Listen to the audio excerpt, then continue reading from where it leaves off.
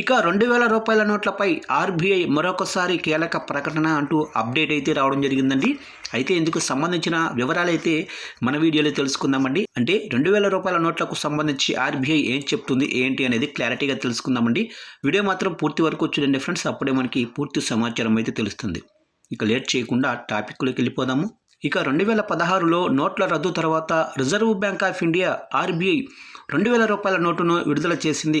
ఆ తర్వాత మే 2023లో 2000 రూపాయల నోటును చలామణి నుండి ఉపసంహరించుకోవాలని ఓ ముఖ్యమైన నిర్ణయం తీసుకుంది. ఇక ఈ నిర్ణయం అకస్మాత్తుగా జరిగినట్లు అనిపించినప్పటికీ రోజువారీ లావాదేవీలలో అధిక విలువ గల కరెన్సీ నోట్ల వాడకాన్ని తగ్గించటం, నగదు ప్రసరణను మరింత పారదర్శకంగా మార్చడం స్పష్టమైన లక్ష్యం. 2000 రూపాయల నోటు చట్టబద్ధంగా చెల్లుబాటు అవుతుందని, అంటే అది చెల్లుబాటు కాకుండా రద్దు చేయబడుతుందని, కానీ క్రమంగా రద్దు చేయబడుతుందని ఆర్బీఐ స్పష్టం చేసింది.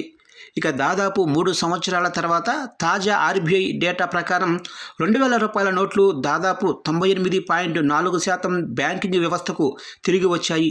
ఇక ప్రజలు ఆర్బీఐ విజ్ఞప్తిని తీవ్రంగా పరిగణించి నిర్ణీత సమయంలోపు తమ నోట్లను మార్చుకున్నారని లేదా డిపాజిట్ చేశారని ఇది చూపిస్తుంది.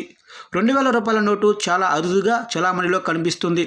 రోజువారీ లావాదేవీలలో ఉపయోగించటం దాదాపుగా ఆగిపోయింది. అయితే ఇప్పటికీ మీ వద్ద 2000 రూపాయల నోటు ఉంటే కంగారు పడకండి, అది ఇంకా చలామణి అవుతుంది. కాకుంటే బయట వ్యాపారులకు ఇవ్వకుండా బ్యాంకుల్లో మార్చుకోవచ్చు లేదా మీ అకౌంట్లో డిపాజిట్ చేసుకోవచ్చని ఆర్బీఐ క్లారిటీ ఇచ్చింది.